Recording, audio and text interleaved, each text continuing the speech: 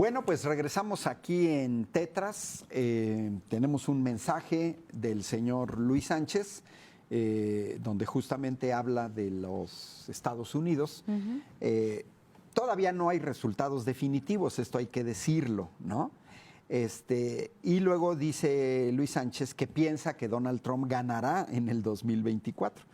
Dice, hoy, ¿cuál es el malo? Donald Trump. ¿Y cuál es el peor? Joe Biden.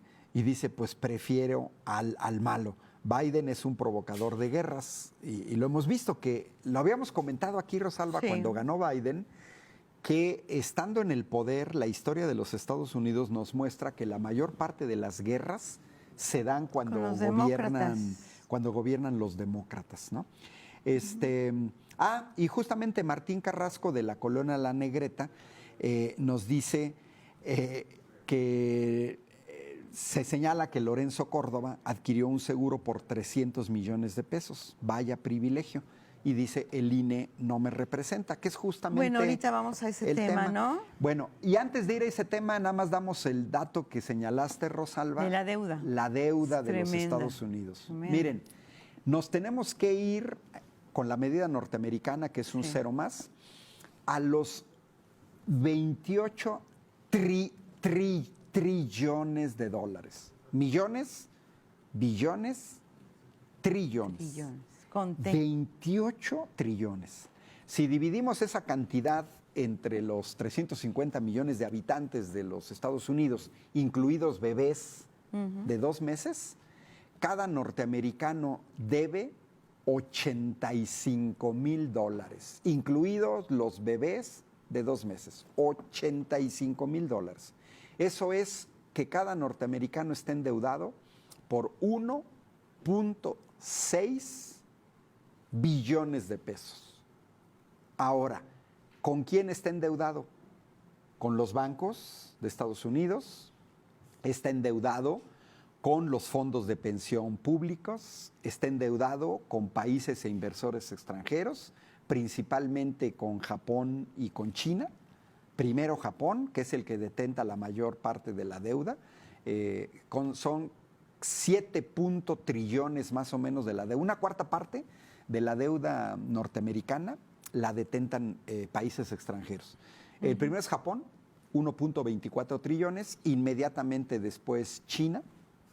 China ya no es el primero, China era el primero, pero China se ha venido deshaciendo, con lo que tú decías, de los activos, de las deudas, pues porque podríamos decir que pues se puede caer en el impago, en ser deudas incobrables. Y pero pues los chinos más que no nada le están temiendo al congelamiento, como lo hicieron con Rusia. Como hicieron con Rusia. China está previendo por las experiencias de la historia de la economía norteamericana y su opresión. Bueno, Rosalba, y el otro tema que realmente no es del INE. Un tema muy nacional. Es una reforma electoral. Es una reforma electoral que incluye al INE. Yo, para darte la palabra que tú entres ahí, yo nomás diría, a ver, cuando dicen el INE no se toca, yo digo, a ver, señores, en la historia reciente de este país el INE se ha tocado un chorro de veces. A ver, en la historia reciente teníamos el IFE, Instituto Federal Electoral, se tocó, se reformó, se le cambió de nombre, no desapareció, se le cambió de nombre a INE. Ahora hay una propuesta de llamarle INEC, Instituto Nacional Electoral, y con consultas. Y de consultas. ¿Desaparece el INE? No, me parece absurdo. No, se le va a cambiar de nombre para agregar que además de las elecciones, también va a ser consultas. Ese es uno de los cambios. Va a desaparecer el INE. Yo no he visto ninguna propuesta, ninguna, en ningún lado. Bueno, es más, la propuesta que está discutiendo ya en la Cámara de Diputados, donde se diga que el INE va a desaparecer. Yo no lo veo por ningún lado. Yo no sé de dónde sacan esta narrativa totalmente falsa de que se quiere desaparecer al INE. Falso. Bueno, pues como muchas noticias falsas nos maneja la derecha en México, esta es otra de esas mentiras. O sea, no se trata de desaparecer al instituto como tal, sino de transformarlo. ¿En qué? ¿En qué sentido? Generando una reforma electoral que tiene que ir a la Cámara de Diputados, y la Cámara de Diputados definirá y decidirá sobre qué, ¿no? Sobre qué puntos. La propuesta del presidente tiene varios puntos. Uno de ellos es disminuir el presupuesto a los partidos políticos. Bueno, en una encuesta encubierta que 2 meses antes el INE realizó, nos la ocultó, nos la encubrió. Sale hace unos días y fue realmente un asombro, porque el 93% de la población sí está de acuerdo con que a los partidos políticos se les elimine casi el presupuesto. Otro dato importante de esta encuesta en que el INE no nos quiso dar a conocer, pues es que también gran parte de la población, en un 73 por ahí por ciento, Ángela ahorita me corrige si me equivoco, están de acuerdo con que disminuya el número de, candidatos a curules, ¿sí? Sobre todo los pluris. La propuesta del presidente es de 300, que quede una cámara de 300, no de 500 como está ahorita. Hay por ahí ya ahorita una propuesta del PRI en el sentido de que sean 400, es decir, que se disminuyan 100, no 200. Eso va a entrar a debate seguramente a partir de hoy y mañana, porque están ahorita en la aprobación. No sé si anoche se aprobó, ayer se aprobó. El presupuesto se aprobó ayer. Se aprobó, entonces hoy, mañana, entra a debate esta reforma constitucional, reforma al INE. Es increíble. Ahorita retomo nuevamente algunos datos de esta propuesta del presidente, pero yo quiero enfatizar en algo muy importante, que el señor Lorenzo, presidente del INE, no nos informa en México de una encuesta, pero sí le informa al New York Times. Al New York Times lo tiene al día de qué está pasando, de cuáles son los debates en México frente a estas reformas. También le informa al embajador de Estados Unidos, presidente del INE, digamos que será muy mexicano. También le informa, les informa a los extranjeros para que intervengan e intercedan por él, no por el instituto, ¿verdad?, sino por él, porque él quiere continuar haciendo fraudes, porque recordemos que en esta intervención que hizo Guacamaya a la información de la Secretaría de la Sedena al Ejército, ahí quedó claro cómo planean los fraudes e informan incluso a Washington de cómo van a ir quedando los porcentajes. En el caso del fraude que hizo Calderón y el PAN, claramente lo describen cómo iba a ser incluso el porcentaje, y todavía de manera muy desvergonzada dicen, va a haber casi un empate técnico. Y todavía citan a una reunión, eso es lo que devela incluso Guacamaya, en esta infiltración que hace a la información de Sedena. Y todavía dicen, en una de las reuniones que se hace a los periodistas, queríamos plantear y tantear por dónde y por qué lado iban a estar ellos. Es decir, la población iba a estar descontenta en 2006, por supuesto, como estuvimos, porque no queríamos fraudes, más fraudes. Pero aparte de eso, ellos aseguraban a los medios chayoteados, ¿sí? Entonces ya está más que demostrado, pero este señor se sigue respaldando en el embajador, en el New York Times, para que lo apoyen.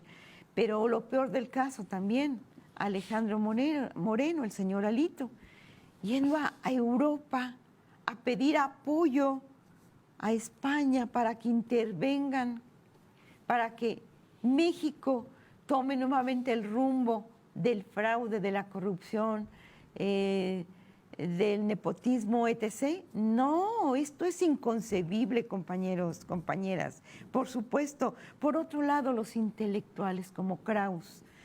Bueno, también pidiendo a Biden el intervencionismo para que nos regulen. ¿Estos son los intelectuales? ¿Estos son los representantes del INE? No queremos este INE, no queremos estos intelectuales, por supuesto, entreguistas, vendepatrias, dirían algunos, traidores. Entonces, siendo así, continuamos con algunos de los puntos que plantea el presidente Andrés Manuel López Obrador. Por otro lado, es también algo fundamental que hemos pedido también, y que es un punto y debate que ha sido histórico en la izquierda, que los representantes del INE y que el tribunal sean nombrados de manera universal, directa y secreta, es decir, en urnas, que nos tomen opinión para esos 20, 30 o 50 candidatos que pudieran salir como propuestos, ¿sí? Entonces, los mecanismos de cómo la parte técnica, pues la podemos discutir, yo creo que puede haber ahí algunos acuerdos, pero el fondo es realmente evitar la opulencia, los gastos discrecionales de los consejeros del INE. Esto que decías del seguro y cuánto se pagan, Ángel, un fideicomiso que resultó por ahí de fondos que deberían de ir al esquema laboral, es decir, a los trabajadores, y que resultó que no se regrese ese dinero a finanzas México, sino que se acumula para ellos asegurar pensiones. Bueno, ¿de qué se trata? Todo esto que está irregular, que no hay transparencia, pues que se transparente, ¿sí? De eso se trata la reforma, no se trata de desaparecer. Bueno, los soples, ahí sí yo tengo un punto en la desaparición de los soples, que es otro de los puntos de la reforma del INE. No desaparecerlo, reformarlo o transformarlo, que sería mucho mejor. Pero esto de los soples, se tendría que ver qué instancia, que es una parte técnica, que sería salvable. A nivel estatal sí tiene que haber una instancia reguladora para no centralizar también todo el poder en una sola institución, o que dependa de esta institución, pero o que se achique también, que se recorte el presupuesto porque pues se deriva la misma bolsa, pero que sí en los estados exista una instancia que regule, porque está la credencialización sistemática, porque están los comicios de intermedios, los locales, etc., etc. ¿Sí, Ángel? Mira, la encuesta justamente marca, y creo que va a una serie de prioridades sobre lo que la gente dice. Nos vuelve a escribir Luis Sánchez, dice que él está totalmente a favor de la reforma, porque los números son aplastantes. Incluso periódicos extranjeros como El País, que no es absolutamente pro López Obrador, tituló más del 90% de la gente en México está a favor de varios de los puntos de la reforma electoral. Entonces, mira, por ejemplo, lo que tiene que ver ahorita que tocaste el tema de los recursos, donde más la ciudadanía está de acuerdo es en destinar menos recursos a los partidos políticos. Estamos hablando que el 93% de mexicanas y mexicanos queremos que se les dé menos dinero a los partidos políticos. Por ejemplo, es un contrasentido que tú recibas un financiamiento público idéntico en un año electoral que en un año no electoral. Precisamente la reforma lo que plantea es, bueno, en una campaña, en un proceso electoral, se entiende que necesitas dinero para una campaña. Se trata de bloquear que no entre dinero de la delincuencia organizada. Se entiende. Pero lo que no se entiende es que si no tienes procesos electorales, ¿por qué te tengan que dar ese financiamiento? Así es. Lo segundo tiene que ver también con cuestiones económicas, pero más con cuestiones de representación, que es el 87% están de acuerdo en disminuir el número de diputaciones y senadurías a nivel federal. Estados Unidos tiene, Rosalba, con 350 millones de habitantes, 435 diputados. México tiene 500, con una tercera parte de la población. Sí, no justifica. No se justifica, y luego más el gasto. Y el tercero también tiene que ver con cuestiones económicas, reducir los recursos que se le otorgan al INE. Ahí más de las 2/3 partes, 74% a favor de reducir los recursos que se le otorgan al INE, que también, como en el caso de los partidos políticos, es un contrasentido que tenga el mismo financiamiento en un año electoral federal, donde eliges presidencia de la República, gubernaturas, diputaciones federales, Senado, y la otra que no en año electoral. Y termino con una cuestión de los costos. Brasil acaba de hacer elecciones. 120 millones su padrón electoral, el de México es de 90. Brasil tiene el doble de población de México, más de 200 millones. Y sin embargo, en aquel famoso estudio de la BBC de Londres, donde hace la comparación de cuánto cuestan las elecciones, México de los países más caros del mundo, por mantener al INE, por mantener a los partidos políticos, por mantener un exceso de supuestos representantes populares, $25 por voto, ese es el dato que la BBC le dio a México en las elecciones de 2016. Estamos hablando de 500 pesos por voto. Bueno, yo saqué ayer el costo de las elecciones en Italia, que acaba de haber el mes pasado, Rosalba, y a los italianos les costó la mitad, 250 pesos el voto. Sí. A los brasileños en 2016 les costó la mitad. Y a los franceses 14 veces menos, 13 veces menos, 12 veces menos si quieres. No, 13 veces menos. Menos de $2 el voto cuesta en Francia, 40 pesos. Esta propuesta me parece extremadamente racional. ¿Quiénes estamos viendo en contra?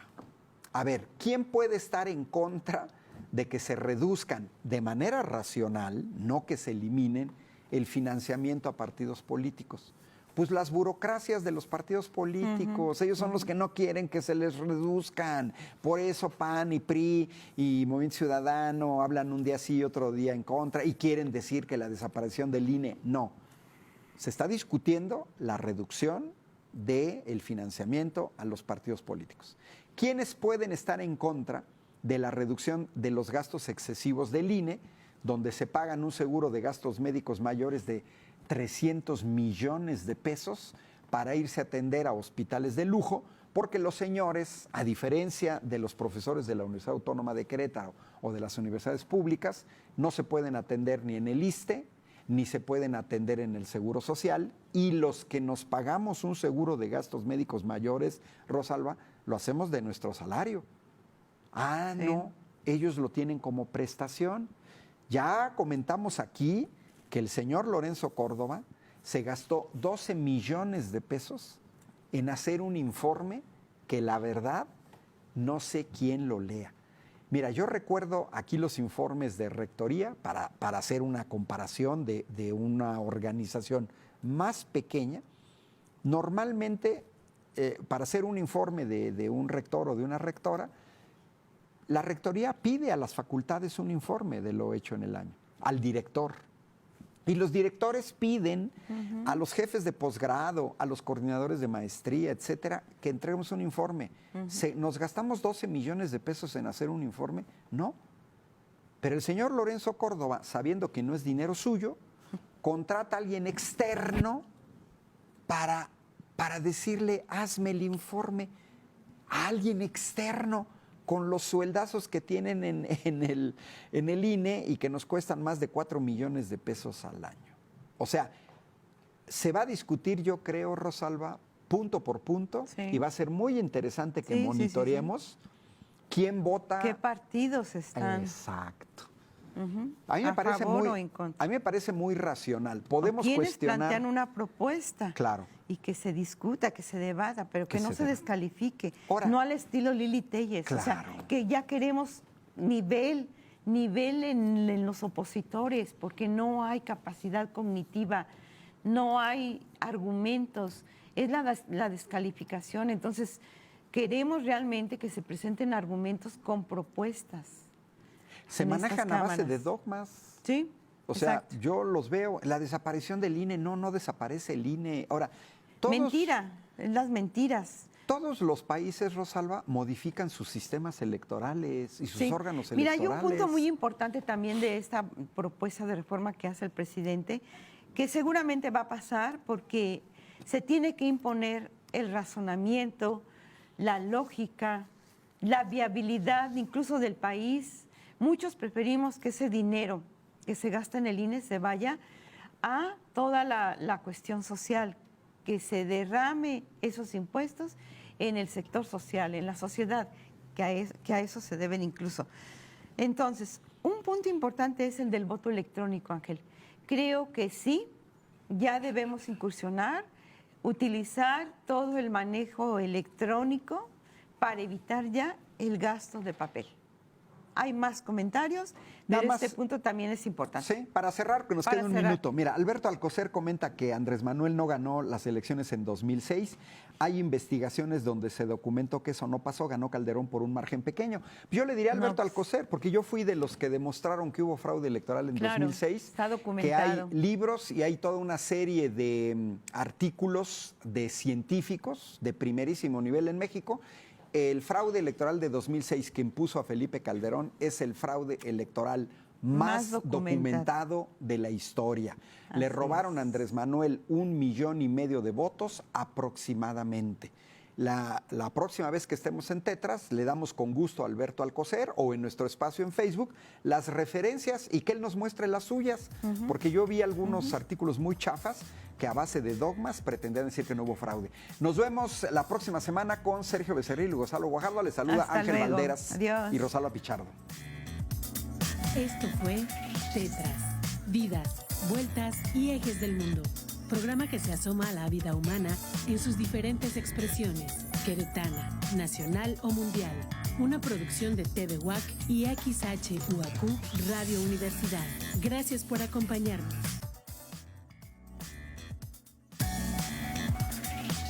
Tetras, Vidas, Vueltas y Ejes del Mundo. Ojeada plural al mundo y también un espacio en el que el auditorio y los conductores pueden reconocer varios ángulos de análisis. Muy buenos días, auditorio de Radio Universidad y auditorio de TV UAC. Les habla Ángel Valderas Puga. Como todos los miércoles a las 9 de la mañana estamos en una transmisión más de su programa Tetras, que se viene transmitiendo desde el 2009, desde hace 13 años, en este horario de los miércoles de 9 a 10 de la mañana. El programa es en vivo, se pueden comunicar con nosotros al 192-1200, extensión 37120, repito, 192-1200, extensión 37120. Celular solo para mensajes de texto, 442-249-8788, 442-249-8788. Agradecemos a la gente que nos sigue en el 89.5 de FM y en el canal digital de televisión 24.1, así como los que siguen esta transmisión en vivo o diferida en el canal de YouTube de la Universidad Autónoma de Querétaro y específicamente en el canal de YouTube de TV UAC. Agradecemos también sus comentarios en nuestro espacio en Facebook, Tetras Radio UAC, y agradecemos también a nuestro productor Emanuel Villagrán. Bueno, pues hoy, 9 de noviembre de 2022, vamos a comentar dos temas.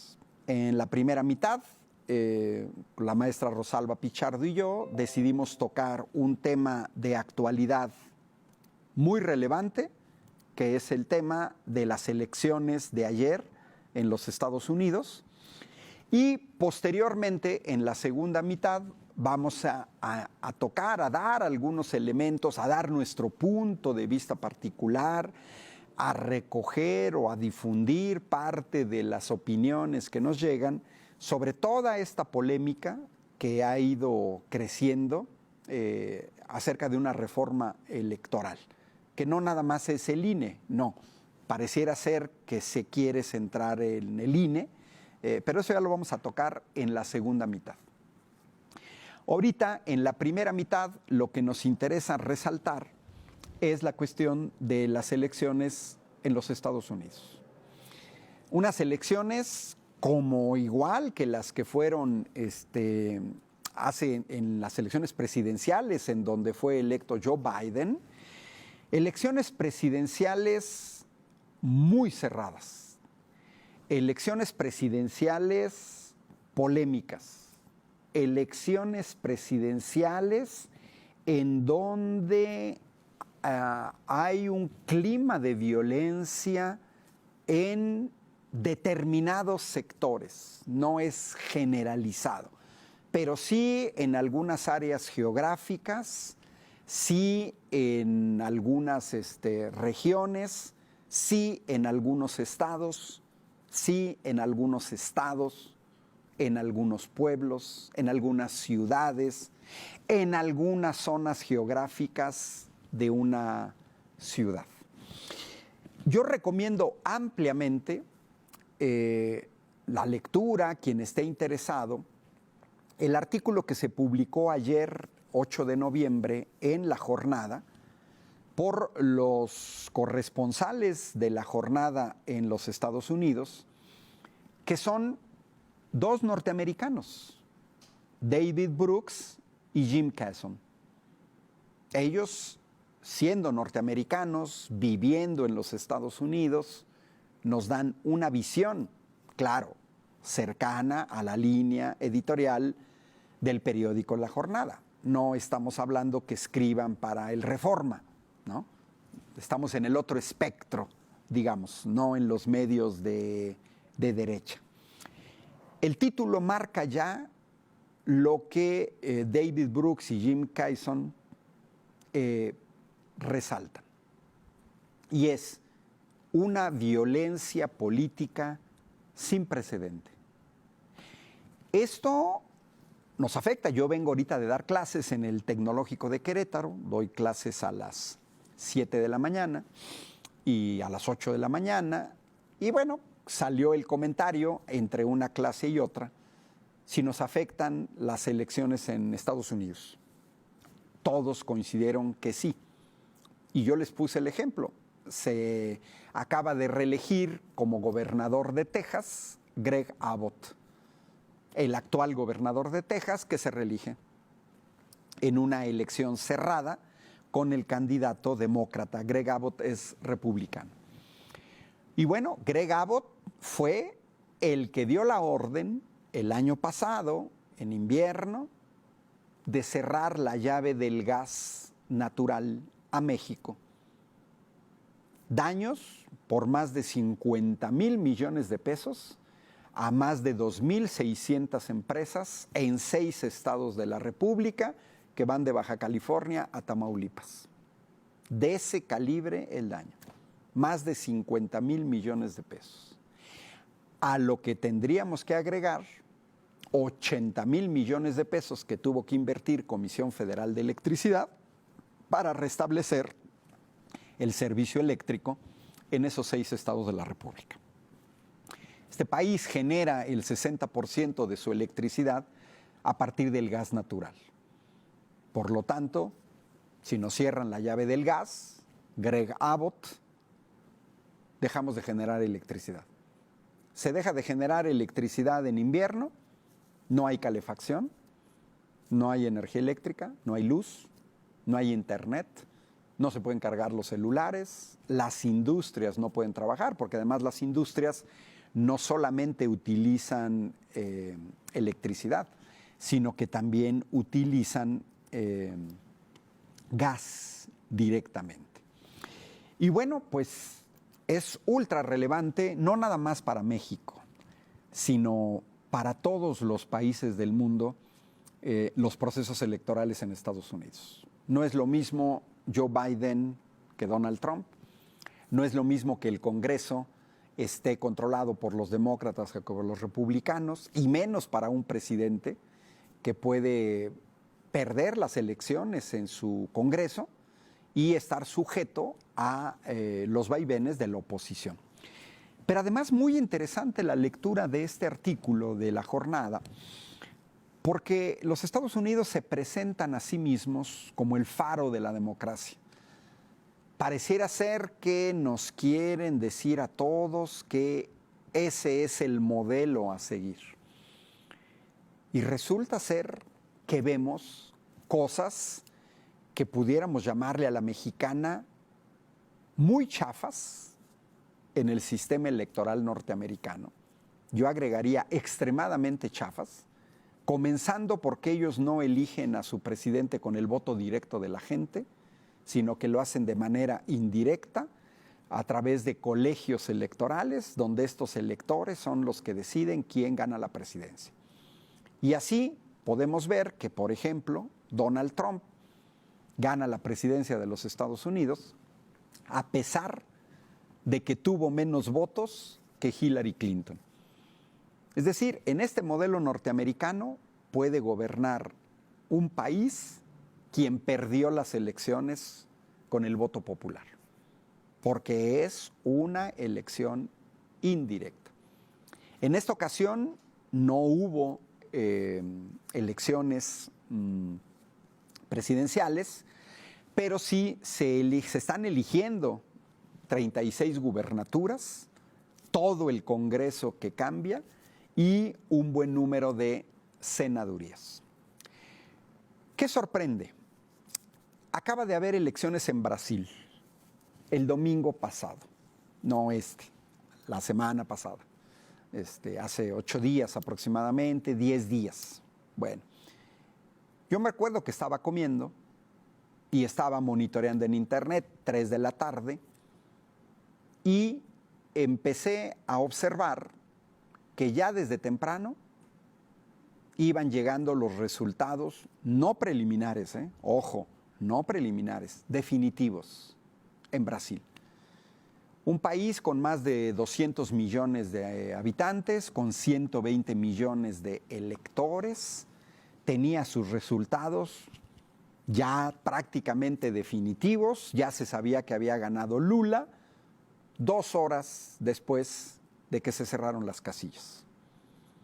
Estados Unidos cerró sus casillas ayer y todavía hoy, un día después, no se sabe quién ganó. En algunos lados, en otros sí. Y les recuerdo que en las elecciones presidenciales pasadas, donde gana Joe Biden, evita la reelección de Donald Trump, que todo parece indicar que va a volver a buscar la reelección Donald Trump, pues también les recuerdo que los resultados pasaron días y en Estados Unidos incluso pueden pasar semanas, así, aunque suene increíble, semanas para saber quién gana una elección. Acaba de haber elecciones en Italia el mes pasado. Ganó Giorgia Meloni, 27%, pero en alianza ella le toca conformar gobierno. En Italia igual.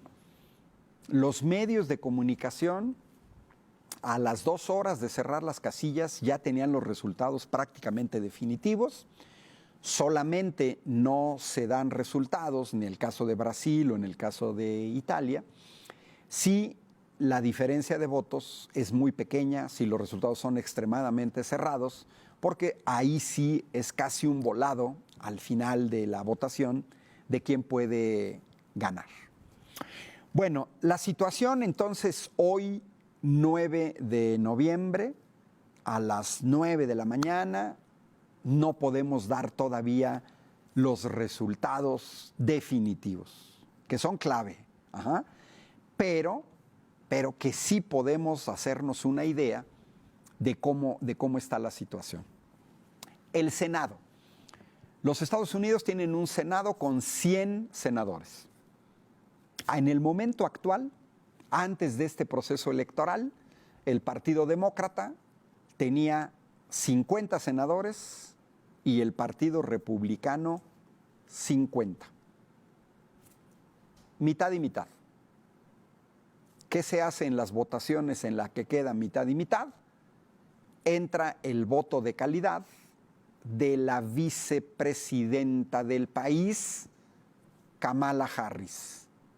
que aparte de que puede sustituir a Joe Biden en casos extremos, también interviene en el Senado como presidenta del Senado. Ella puede dar un voto de calidad y quitar un desempate. 50-50. Esto ya nos da una idea de la dificultad de pasar leyes en el Senado norteamericano. Bueno, en el momento actual, los demócratas tienen 46 lugares, ganaron uno más con respecto a los que tenían, y los republicanos tienen uno más, 47, a pesar de que se perdieron una banca, porque una la ganó el Partido Demócrata, se la ganó al Partido Republicano. Para que el Partido Demócrata tenga la mayoría, tendría que ganar todavía 5 senadores más, y para que el Partido Republicano tenga la mayoría en el Senado, tendría que ganar 4 senadores más. Entonces, así está la situación. Bueno, no sé si producción pueda pasarnos una imagen donde viene para que la gente de televisión pueda ver. Es el mapa de los Estados Unidos, dice resultados para el Senado, porque también es interesante la distribución geográfica y es algo que habíamos analizado aquí en Tetras. Perfecto. Miren, este es el dato actual, ¿eh? Yo ahorita estoy conectado a Internet, estoy conectado a este sitio que es de la agencia AP, Associated Press, y que nos muestra esta captura de pantalla que están viendo en televisión. Ahorita se las describo en radio. Es hoy de las 6:30 de la mañana, que fue cuando hice la captura. A las 6:30 de la mañana, ahorita a las 9:15 no han cambiado los datos. Miren, lo que quiero resaltar, y para los que nos siguen en radio, es un mapa donde toda la parte central está, no toda, la mayoría de la parte roja, pero probablemente va a ser mucho en rojo, porque ahí está Texas o Nuevo México. En rojo son los republicanos. Entonces, pues vienen desde estados del Dakota del Norte, Dakota del Sur, Kansas, Oklahoma, Arkansas, Luisiana, Iowa, nos vamos a la derecha, Utah, Idaho, tenemos Florida, se tiene Carolina del Sur y Carolina del Norte. Y al igual que en las elecciones presidenciales, cuando Biden le gana a Donald Trump, podemos ver en este mapa cómo toda la costa oeste, comenzando de California, Oregon y Washington, gana el Partido Demócrata. Pero también la zona más altamente poblada, densamente poblada del país, donde está Nueva York, donde está Vermont, donde está Pensilvania, donde está Connecticut, donde está Maryland, donde está New Hampshire, toda esa parte la ganan el Partido Demócrata. Y luego tenemos una parte donde no hubo elecciones y una parte donde quién va a la cabeza. Por ejemplo, en Nevada y en Wisconsin van a la cabeza los republicanos, mientras que en Georgia y Arizona van los demócratas. Bueno, producción, si podemos pasar al siguiente mapa, porque el siguiente mapa es la Cámara de Diputados. También una captura de pantalla a las 6:30 de la mañana, que ya cambió ligeramente con los resultados ahorita en este momento, porque los demócratas ya tienen 173 hasta este momento, aunque ya perdieron 2 diputados, o sea, fueron derrotados por candidatos del Partido Republicano.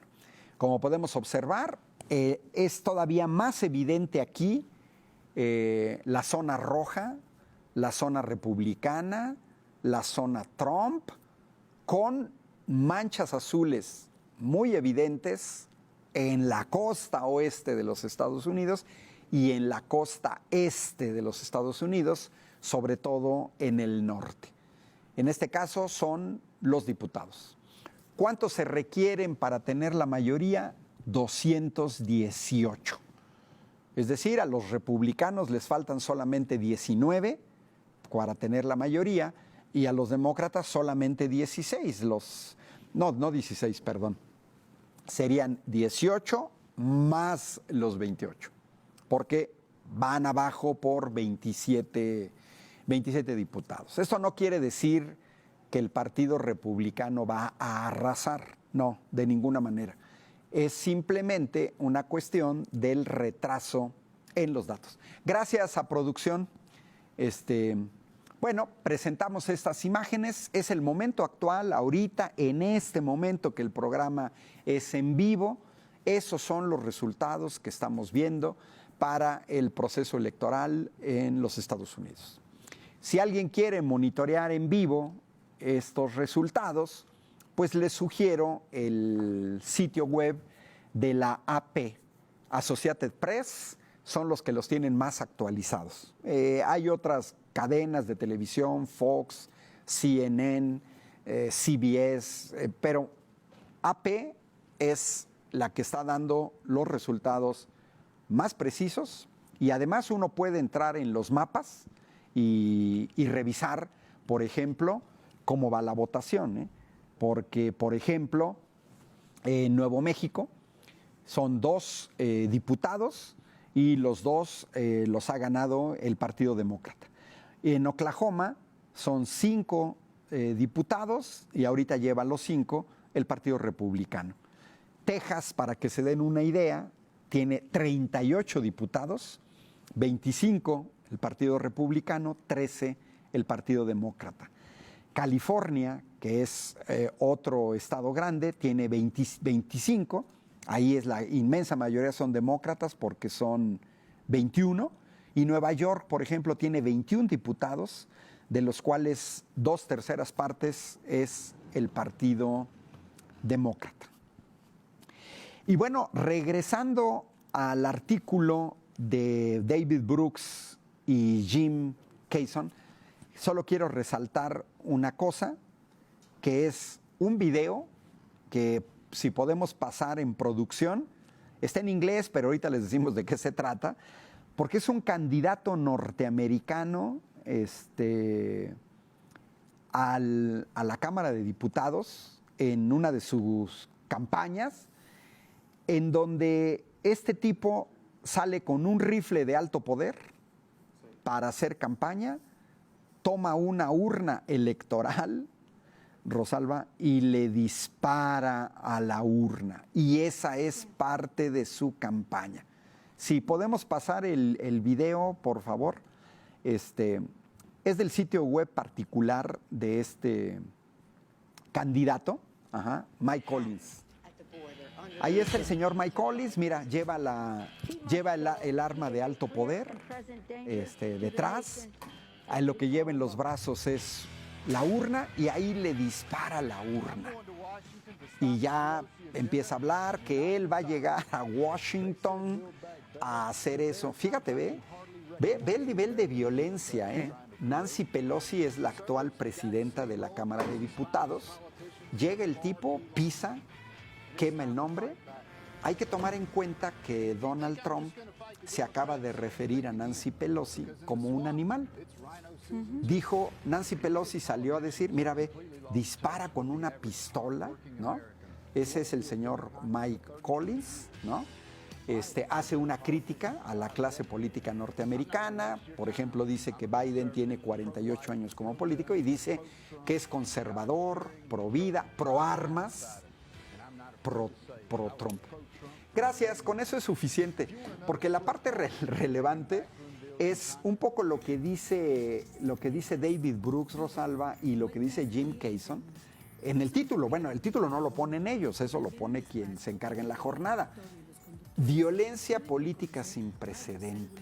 Y nos dicen que es el faro de la democracia cuando un candidato sale armado con un rifle de alto poder, quema una boleta un volante con el nombre de Nancy Pelosi y lo aplasta. y Donald Trump se refiere a la presidenta de la Cámara de Diputados, yo creo que Donald Trump compite con Lili Téllez o con Kenia López Rabadán, porque le dice a Nancy Pelosi que es un animal. O sea, ese es el nivel, Rosalba. ¿Cómo la ves tú? Todavía tenemos algunos minutos.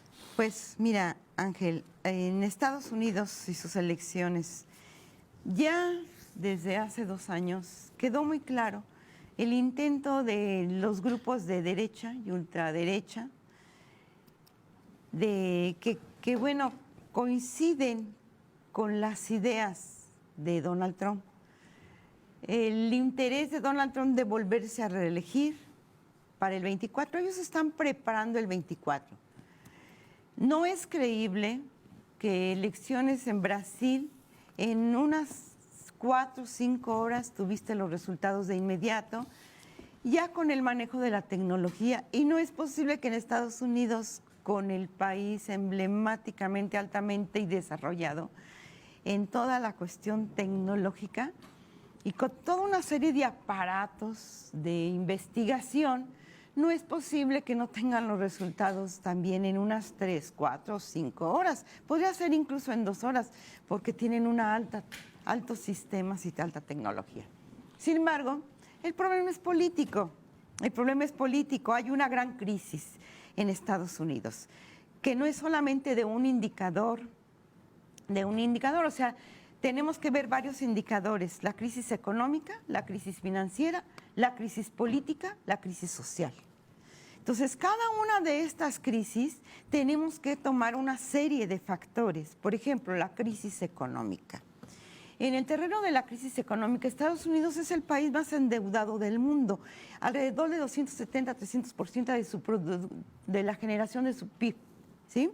Algunos analistas dicen que, nada más para que tengamos idea de en qué consiste, cuánto sería ese dinero, de esa cantidad de endeudamiento, se dice que serían las economías juntas de Alemania, China y otros países altamente desarrollados. Imaginémonos si es el PIB de Gran Bretaña, de Alemania y de China, ya con eso podemos tener una idea de la magnitud del endeudamiento de Estados Unidos. Es impagable. No tiene para pagar. Y después, otro factor fundamental en el marco de esta cuestión de la crisis económica, de estos que nos han vendido el sueño americano, que ya no lo es. Otro factor, bueno, la mayor parte del endeudamiento se lo deben a China, ¿sí? Los activos en dólares que China tiene en Estados Unidos está pretendiendo deshacerse de ellos. Entonces, la crisis económica de Estados Unidos no tiene solución, no tiene solución. Si a esto agregamos que en el terreno de lo financiero, su crisis financiera, que tiene que ver con los capitales golondrinos y que tiene que ver con la generación de dinero en dólares no respaldados por oro o no respaldados en producción, pues se duplica, se triplica estas crisis financieras y estas crisis económicas. Por otro lado, la crisis política.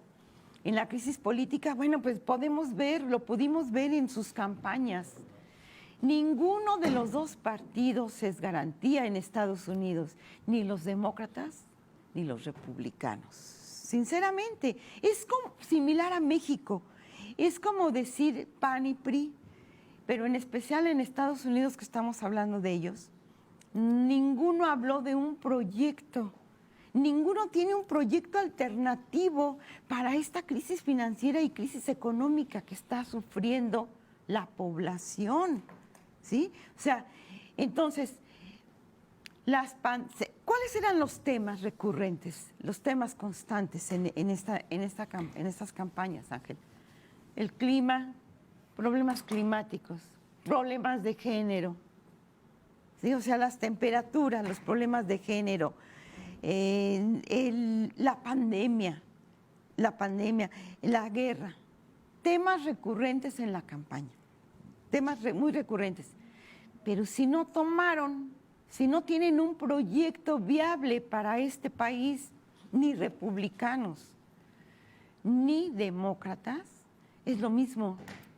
Entonces, la crisis política y la lucha por el poder es lo que prevalece. Quítate tú para ponerme yo, quítense los demócratas porque a ambos les encantan las guerras. Ambos no van a eliminar la ley de armas de Estados Unidos. ¿Por qué? Porque en tiempos de crisis económica y financiera, lo que siempre e históricamente, y ellos lo han probado, los reactiva es la venta de armas. ¿Sí? Entonces, esta crisis política no se va a resolver en lo inmediato. Esto va para algunos años y se requiere de una población altamente concientizada. Una población norteamericana, estadounidense, que tenga conciencia de clase, que entienda que el sueño americano fue eso, solo un sueño. Por otro lado, la crisis social. Ángel, y con eso termino porque ya el tiempo no nos da. La crisis social, ¿quiénes están pagando estas crisis?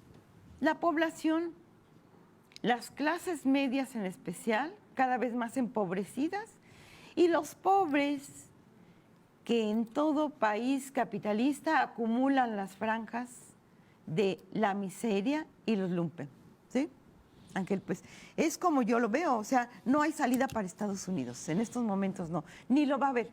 Ellos ya agotaron sus reservas de petróleo, viene una crisis de energéticos muy fuerte, alrededor de, se plantean algunos analistas, 7 a 10 años o más.